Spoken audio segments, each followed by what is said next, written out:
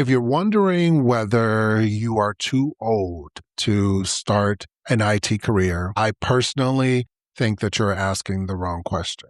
Because the real question, are you willing to build evidence that you can do the work that is required? Because your age itself is not what disqualifies people from technology. Standing still does. Let me explain. If for some reason this is your first time ever coming upon one of my videos, my name is Giovanni, and I am a senior at SNHU, adults that are returning to school. And this was specifically a question that was asked, and I thought it was worth having a conversation and talking to you guys directly about that. So I decided to do it while I had a moment. I hear a lot of concerns from people like in their 30s, their 40s, their 50s, and beyond. And a lot of times they look at technology and assume that everybody entering the IT field is 22 or 19 and has been coding since middle school and already understands everything. Let me tell you something. That is not reality. And I'm just being honest. That's not reality. Technology is full of people who came from someplace else. If you don't know my history, I was in the military, for well over 10 years. And, in the military, I did healthcare. So I went from that to retail, to logistics, to customer service, to education, to operations management. All of those things didn't change just because I went to a different job. I still had, for example, when I came here, I still had my healthcare back. I still have that. I still have my healthcare background.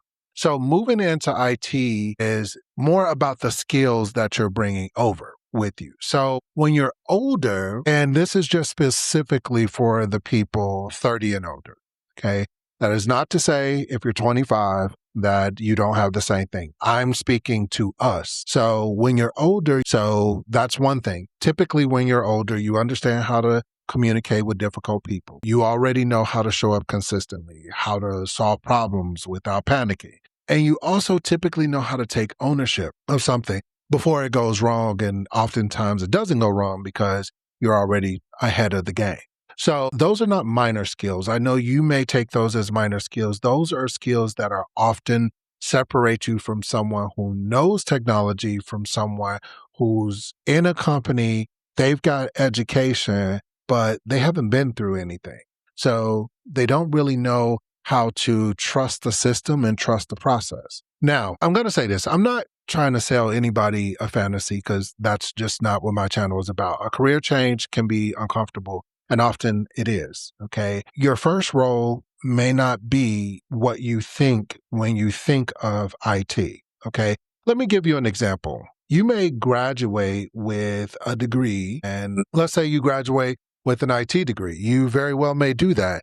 And then you graduate and find out that you're working the help desk. So what ends up happening is that you think for whatever reason that you're not in IT because you aren't working in cybersecurity. Let me tell you, cybersecurity is not an entry-level job.